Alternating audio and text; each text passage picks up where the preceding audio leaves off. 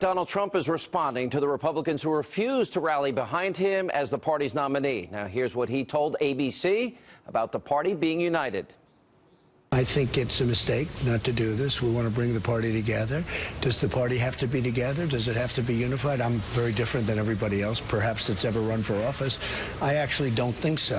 I think that... It doesn't have to be unified? No, I don't think so. I think it would be better if it were unified. I think it would be, there would be something good about it, but I don't think it actually has to be unified in the traditional sense. I'm a conservative, but don't forget, this is called the Republican Party. It's not called the Conservative Party. You know, there are conservative parties. This is called the Republican Party.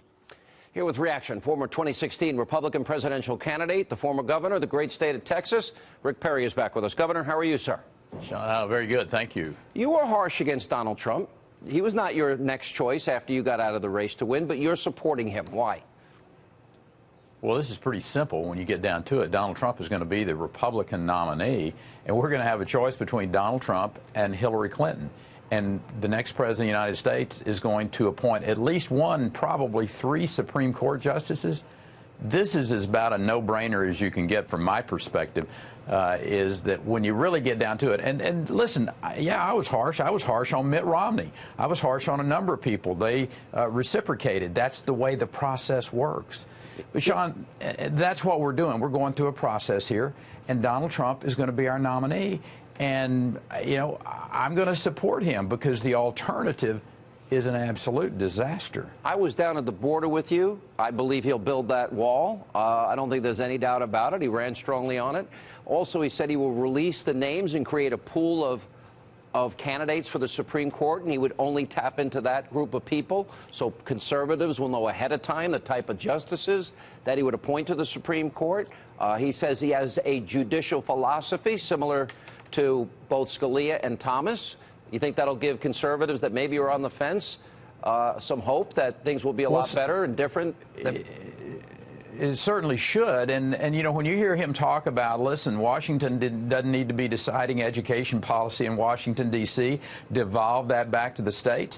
I mean, that's a 10th Amendment supporter speaking there, and that's what I want in a president that doesn't believe that Washington knows everything and that all power evolves out of Washington, D.C., that the states are, you know, 50 laboratories of innovation. He believes that, and I truly believe that Donald Trump will devolve that power back, will make Washington, D.C.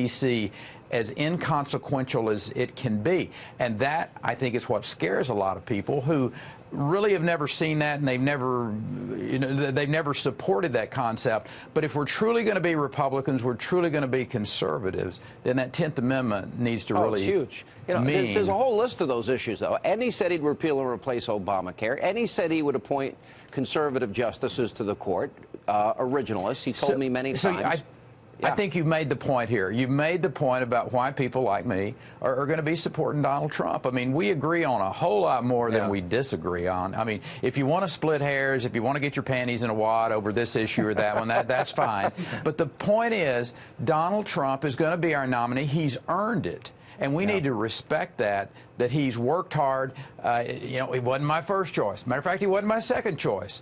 But he's our nominee, and I'm going to do everything I can to make sure that we have an individual in the White House that's going to put people on that Supreme Court that are going to affect my kids 40 years from now with decisions. I want somebody that is going to put a conservative and a constitutionalist on that court. Here's Trump on being blindsided by Speaker of the House Ryan and by Mitt Romney, and I want to get your reaction to this.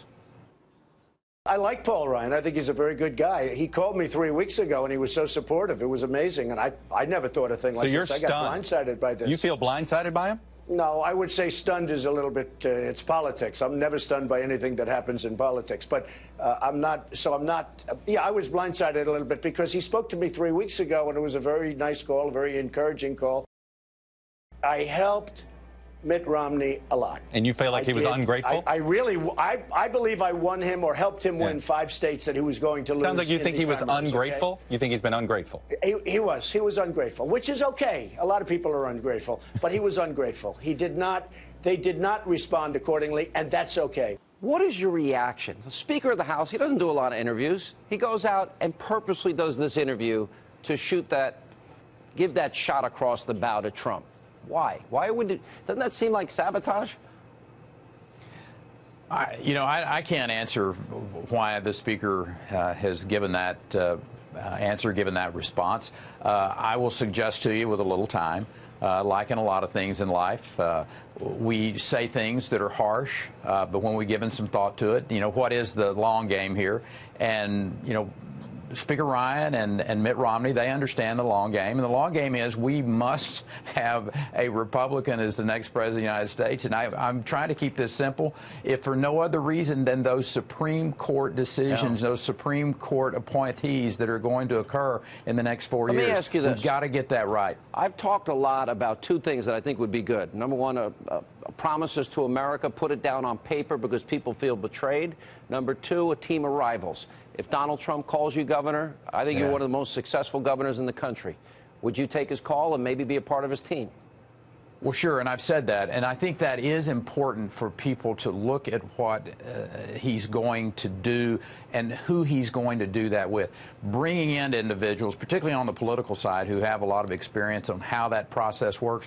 Like he said, listen, he's got the business side of this thing covered.